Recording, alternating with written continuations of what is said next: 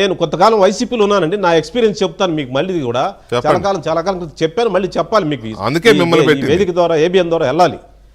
నాకు ఏం టెస్ట్ పెట్టాడు తెలుసండి సజ్జల రామకృష్ణ గారు, in the presence of Jaganmohan Reddy గారు, ఇంకొక సెక్రటరీ ఐఏఎస్ ఆఫీసరు, ఇంకొక మంత్రి, వీళ్ళందరూ 5-6 మంది ముందు నన్ను పెట్టి, నువ్వు చంద్రబాబును కొట్టు ప్రమాణ స్వీకారం, నువ్వు తిట్టు కమ్మవారిని తిట్టు నీకు పదవి, నువ్వు తెలుగుదేశం వాళ్ళ తిట్టు నీకు పదవి, చంద్రబాబు చొక్కా పట్టుకుని లాగు నీకు ప్రమాణ స్వీకారం. దిస్ ఈజ్ ద టెస్ట్ అండి. నేను ఫేస్ చేసి చంద్రబాబును కొట్టాలా? నా పక్కనున్న మంత్రి అన్నాడు, ఏమంటే ఆయన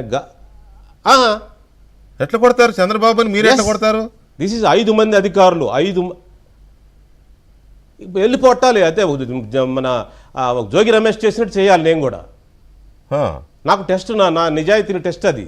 ఓకే అంటే నా పక్కన మంత్రి గారు అన్నాడు, ఆయన మైక్ ఇస్తే 1 గంట మాట్లాడతాడండి, ఆయన గాంధీవాది, ఆయన చేత కదా ఆయనకి, ఆ టెస్ట్ అతను పాస్ కాలేడు, వదిలేయండి అని చెప్పి అన్నాడు. నేను సైలెంట్ అయిపోయాను. నాకు అసలు నేను బాగా డిప్రెషన్లో పడిపోయాను. ఏం మాట అసలు అదేంటి, నేను ఎప్పుడు వెళ్ళాలి? నేను మళ్ళీ అడుగుతాను, జగన్ సమక్షంలో సజ్జల రామకృష్ణారెడ్డి మీకు చేసిన ఆదేశం ఇది? Yes my God.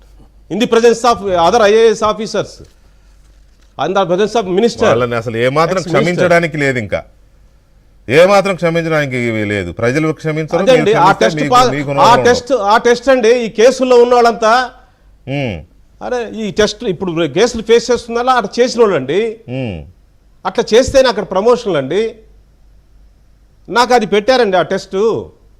ఆ టెస్ట్ నేను చేయలేనని చెప్పానండి. నేను కాదు, అక్కడ మంత్రి గారే చెప్పాడు. ఆయన మైక్ ఇస్తే 1 గంట మాట్లాడతాడంటే ఆయన గాంధీవాది, ఇవన్నీ అయ్యే పని కాదండి అని చెప్పాడు. చెప్తే జోక్గా అన్నవి అది కాదన్నా, నువ్వు నా గుండెల్లో ఉన్నావనా, నువ్వు అదేనా ఇదేనా, నీకు అది చేస్తానని ఇది చేస్తానని చివరికి గుండు సున్నా పెట్టాడు, అవమానించాడు. అపాయింట్మెంట్ కూడా ఇవ్వలేదు తర్వాత. అంటే ఆ టెస్ట్ పాస్ కాలేదు కాబట్టి. అదే అందువల్ల మీరు అక్కడ ఏం నేరాలు జరగలేదు, రెడ్ బుక్ అనేది కానీ నేరాలు చేసిన వాళ్ళనే రాజకీయాల్లో ప్రమోట్ చేశారండి.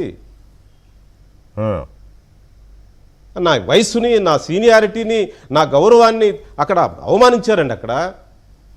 అందుకే ఆ శశికళ అంటే నేను ఆంధ్ర శశికళ అని చెప్పేది అదే. ఆంధ్ర శశికళ మాట్లాడే మాటలు, ఆ భాష, అవన్నీ వింటే నాకు ఇప్పటికి కూడా వామిటింగ్స్ అవుతున్నాయండి. రాజకీయాలు నేను ఇందుకోసం రాజకీయాల్లోకి వచ్చింది, ఇందుకోసం ఇంతకాలం నేను చిన్నప్పటి నుంచి విద్యార్థి దశ నుంచి రాజకీయాల్లో ఉన్నాను. నేను ఎన్నో ప్రజాహిత కార్యక్రమాలు చేశాను, ఎంతో చదువుకున్నాను, ఏదో ప్రజలకు సేవ చేద్దాం, పేద కుటుంబం నుంచి వచ్చాను, సమాజంలో గౌరవం పొందామని వస్తే ఇదే నాకు పెట్టే టెస్టు. అదండి, అది రియాలిటీ అండి. ఇది నా